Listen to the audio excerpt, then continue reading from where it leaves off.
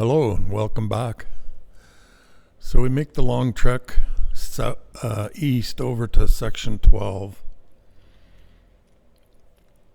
It's a long journey for us. It's about 4 or 5 miles, and with these big wieldy headers, we don't usually run into oncoming traffic, but it's the signs on the side of the road that they're hard to navigate.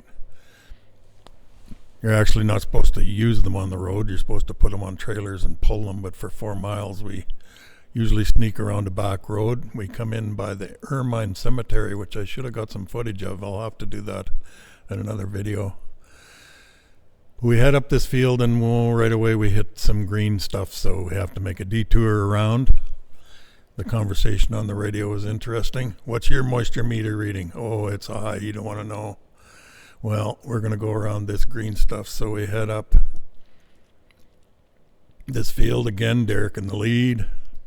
Adam's next, and I'm taking up the rear.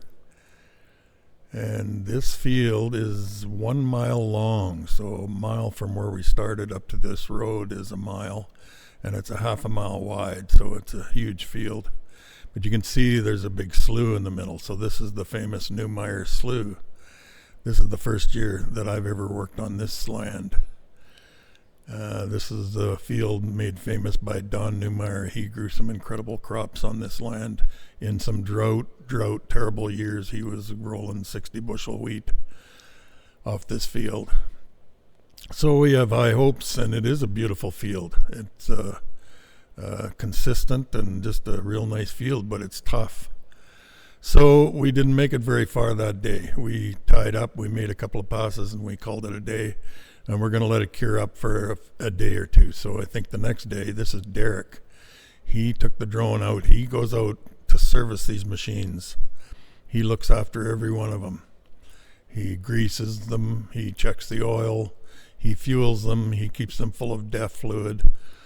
They're a lot of work to look after. So he starts usually fairly early in the morning.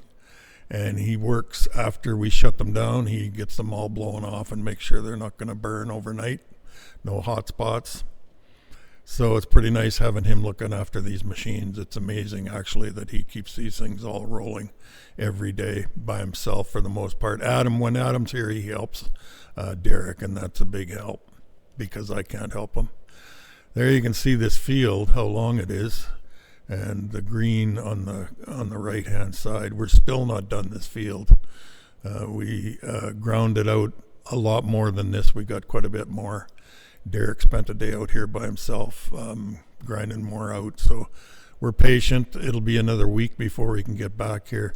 So Derek does a little exploring with the drone. When he was out servicing the machines, he headed east a mile or so, I think, to the Cruzel farm. Beautiful farm. I love the trees.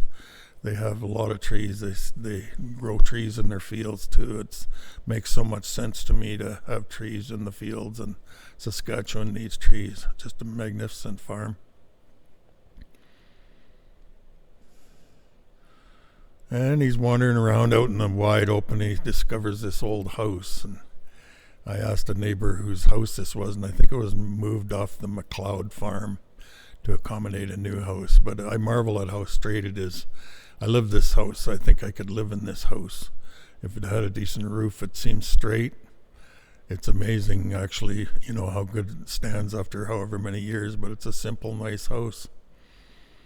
Anyway, thanks again for watching.